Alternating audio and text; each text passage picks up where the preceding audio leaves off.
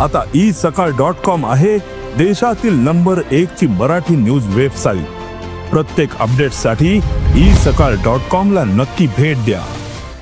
नमस्कार, सकाळच्या मान्सून वार्ता सेगमेंटमध्ये आपल्या सगळ्यांचं स्वागत। एक महत्त्वाची अपडेट सांगायची झाली तर पुणे जिल्ह्यासाठी आज रेड अलर्ट जारी केला आहे। हवामान खात्याने पुणे जिल्ह्यात मुसळधार ते अतिमुसळधार पावसाचा अंदाज वर्तवलाय आणि अगदी पहाटे 4 पासून पुणे शहरानजीकच्या पेठांमध्ये असतील औंध, बाणेर, पाषाण, बावधन या परिसरात सांगायचं झालं पिंपरी चिंचवडमधल्या काही भागांमध्ये खरं तर सकाळपासून मुसळधार पावसानं हजेरी लावली आहे। पावसाची संततधार आताही आपण पाहू शकत असाल तर पावसाची संततधार रिपरिप सुरूच आहे।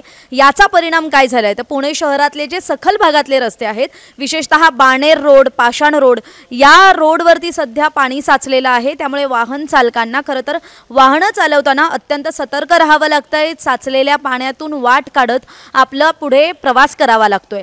पुणे शहराचं सांगितलं त्यानुसार पुणे ग्रामीण भागात सुद्धा मुसळधार पावसानं हजेरी लावलेली आहे। चाकण परिसर, आळंदी परिसर, दिघी भागात सुद्धा खरं तर मुसळधार पाऊस सुरूच आहे। सकाळपासून पावसाच्या सरी सुरू आहेत। पावसानं सकाळपासून अजिबात विश्रांती घेतलेली नाहीये। त्यामुळे पुणे शहर, पुणे ग्रामीण, पुणे शहरानजीकचे परिसर इथे सध्या खूप पाऊस सुरू आहे। त्यामुळे जे कोणी पुणेकर असतील, पुण्याला कामानिमित्त येणाऱ्या नागरिकांनी खरं तर काळजी घेणं गरजेचं आहे। तुम्ही जर रस्ते मार्गे प्रवास करत असाल तर ट्रॅफिकची समस्या आहे त्याला आपल्याला सामोरं जावं लागू शकतं।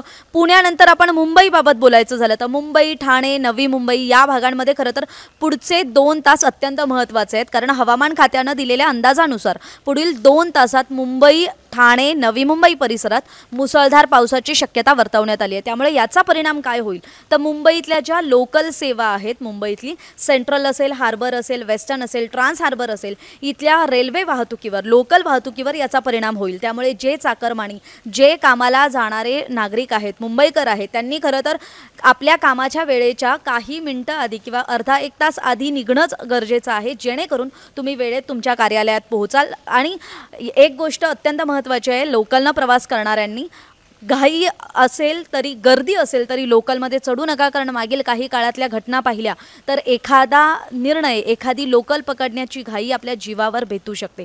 त्यामुळे पावसाचं जे संकट आहे किंवा पाऊस जो बरसतोय त्यामध्ये सुद्धा आपण अत्यंत सतर्क राहणं गरजेचं आहे। आपण काळजी घेणं महत्त्वाचं आहे। मुंबई, पुण्यानंतर आपण जर इतर भागाबाबत बोलायचं झालं तर पश्चिम महाराष्ट्रातल्या सातारा, सांगली, कोल्हापूर, कोकणातल्या रायगड, रत्नागिरी जिल्ह्यामध्ये सुद्धा आज खरं तर अतिमुसळधार पावसाची शक्यता वर्तवण्यात आली आहे। उत्तर महाराष्ट्रातल्या नाशिक, जळगावात सुद्धा पावसाचा अंदाज वर्तवण्यात आला आहे। मराठवाडा, विदर्भात अनेक ठिकाणी पाऊस सुरूच आहे। पावसाची जी काही परिस्थिती आहे ती आम्ही आपल्यापर्यंत पोहोचवतच आहोत। शेतकरी जो काही दिवसांआधी पावसाची वाट बघत होता तो आता पावसाच्या या हजेरीनं कुठेतरी चिंताग्रस्त झालेला दिसतोय। कारण जो पाऊस येतोय तो अतिवृष्टी स्वरूपात येतोय आणि ते त्याच्या जे पीक आहे त्याच्या पिकावर उठतंय का असंही प्रश्न उपस्थित होते। त्यामुळे खरं तर पुणे शहरानजीकचा परिसर, मुंबई, ठाणे, नवी मुंबई या भागांमध्ये पहाटेपासून पावसानं आपली हजेरी लावलेली आहे।